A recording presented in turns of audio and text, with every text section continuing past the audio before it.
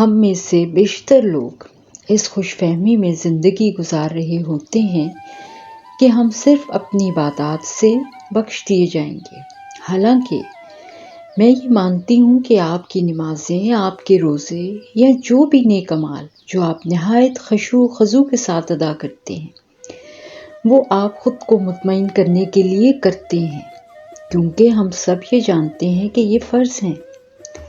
دراصل جن اعمال کی ہم سے پوچھ ہوگی، یہ میرا اپنا ذاتی خیال ہے، وہ آپ کے اللہ کی مخلوق کے ساتھ تعلقات، رویہ، صلہ رحمی، یہ سب وہ خصوصیات ہیں جو آپ کا اگلی دنیا میں مقام طے کریں گی۔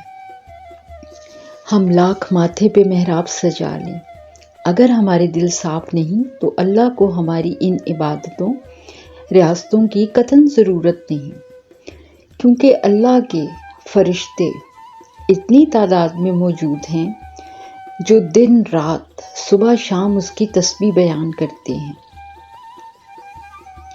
اور بے شک دنیا کی زندگی تو فقط کھیل تماشا ہے جو عارضی ہے، اور حقیقی زندگی وہی ہے جس کی ہمیں ان اصولوں پر تیاری کرنی ہے۔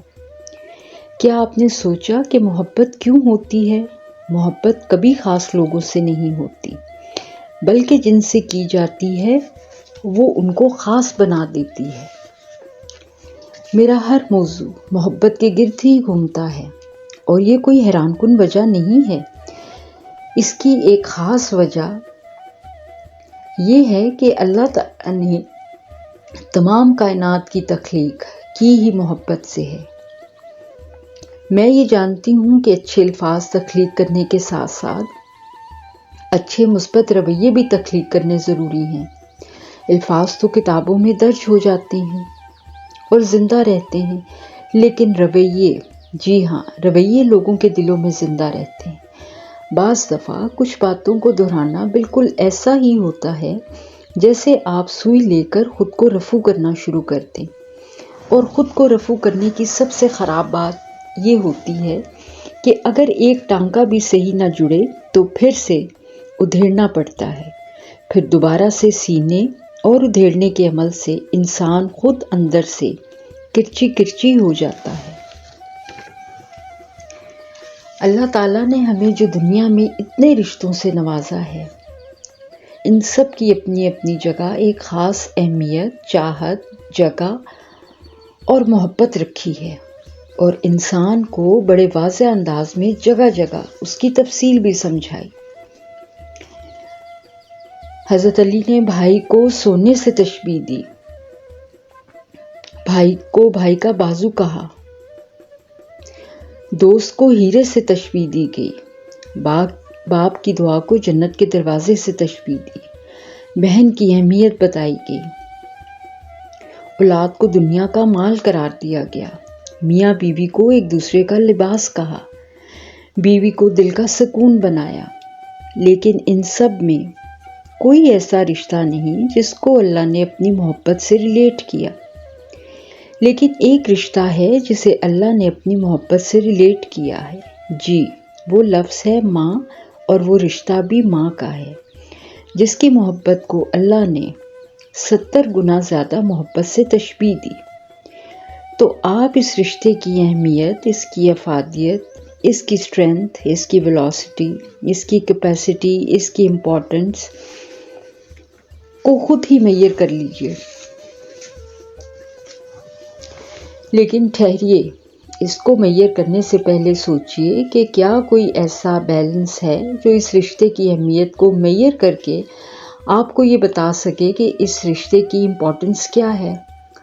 نہیں، کوئی ایسا پیمانہ نہیں ہے، میرے نزدیک تو قطعاً نہیں، کیونکہ یہ اس رشتے کی محبت، توجہ ایسی ہے جس کا آپ، میں یا کوئی بھی 1 گھنٹے کا بھی حق یا قرض ادا نہیں کر سکتے۔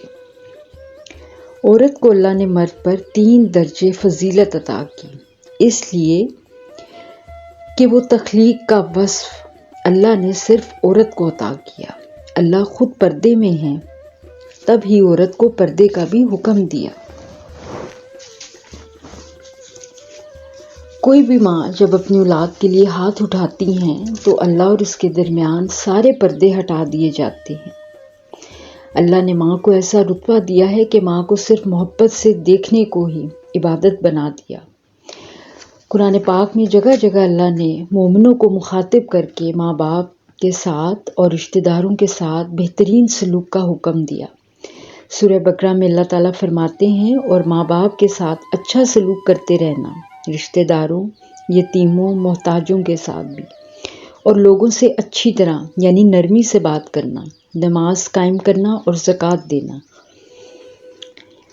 ایک اور جگہ سورہ بنی اسرائیل میں اللہ تعالیٰ نے بڑے واضح الفاظ میں والدین کے لیے فرمایا، اگر والدین میں سے ایک یا دونوں تیرے سامنے بوڑھے ہو جائیں تو ان سے اف بھی نہ کہنا، نہ جھڑکنا، ادب اور احترام سے بات کرنا، اور محبت اور خاکساری سے ان کے آگے کندھے جھکائے رکھنا اور ان کے حق میں دعا کرتے رہنا۔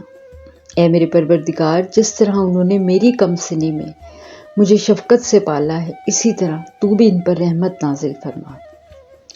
اس ساری تمہید، تفصیل یا ڈسکرپشن کا مقصد ہرگز آپ کو اس رشتے کی اہمیت کا بتانا نہیں، بلکہ مجھ سے زیادہ تو آپ سب جانتے ہوں گے کہ ماں باپ کا رشتہ کیا ہے۔ دراصل شاید میں خود کو یہ باور کرانا چاہتی ہوں،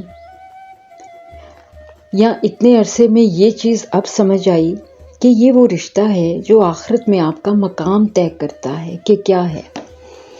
میرا یہ سوال ان سب بھائیوں سے ہے، سمیت اپنے بھائیوں سے، کہ یقیناً آپ ماں سے بہت محبت کرتے ہوں گے اور کرنی بھی چاہیے، لیکن مجھے یہ تو بتائیں کہ ماں سے محبت کا تقاضا یا معیار کیا ہے؟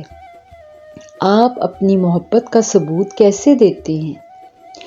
کیا ان کی تمام دنیاوی ضروریات پوری کر کے، انہیں اچھا کھانا کھلا کے، انہیں اچھے کپڑے پہنا کر، یا انہیں باہر گھما کر؟ کیا آپ سب سمجھتے ہیں کہ ایک ماں کی صرف یہی ایک ضرورت ہوتی ہے؟ میرے نزدیک ہرگز نہیں۔